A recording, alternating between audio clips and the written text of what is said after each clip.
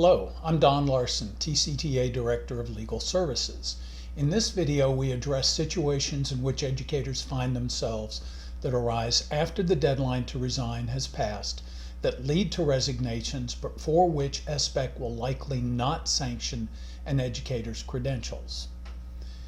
By law, a district can report to TEA SBEC and seek sanctions when an educator resigns after the deadline and without consent and without good cause. The Education Code does not define good cause.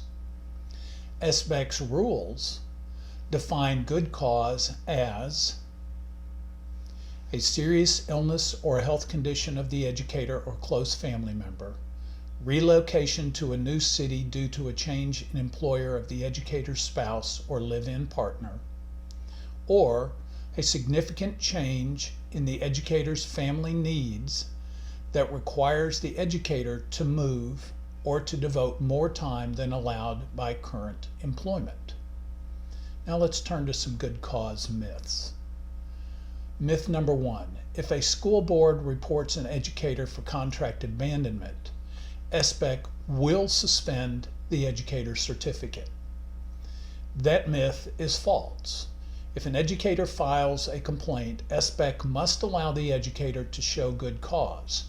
An educator might be able to show mitigation absent good cause. That's the subject of the next segment. Here's a note. It is vitally important to update SBEC records when an educator changes an address. It is required by agency rules, and the agency sends any notice required by law to the educator's address on file with the agency. SBEC can take a default judgment of a sanction if it sends notice to the address the educator last provided, but those notices do not reach the educator because the educator moved. Myth number two: an educator who has a serious health condition must take FMLA leave before resigning. That myth is also false. An educator eligible for FMLA leave can but is not required to take FMLA leave first. If the educator's medical professional certifies that the educator cannot work, the educator has good cause to resign. An eligible educator could take FMLA leave for a personal illness or to care for a covered family member and then have good cause to resign if, after 12 weeks of leave, the medical condition prevents the educator from returning to work.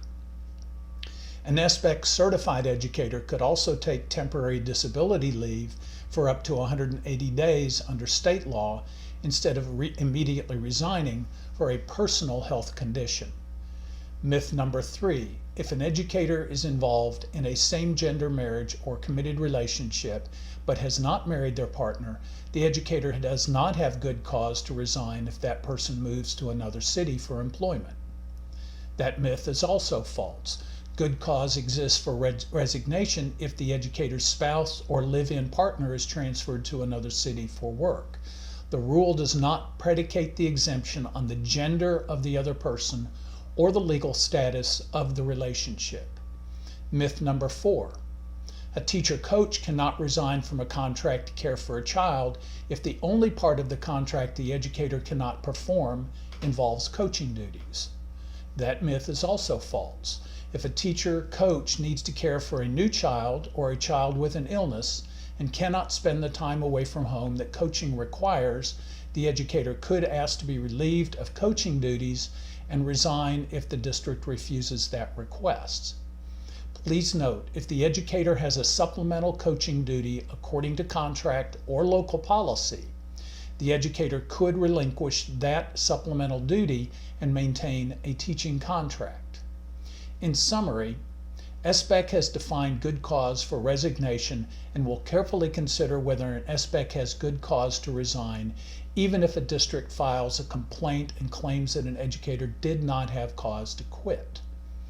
We turn now to a discussion of SBEC's mitigation rules and steps an educator can take to mitigate the disruption caused by a resignation.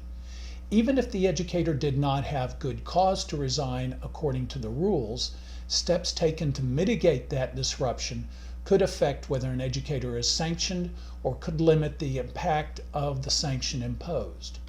Thank you for working with Texas students. We appreciate your membership.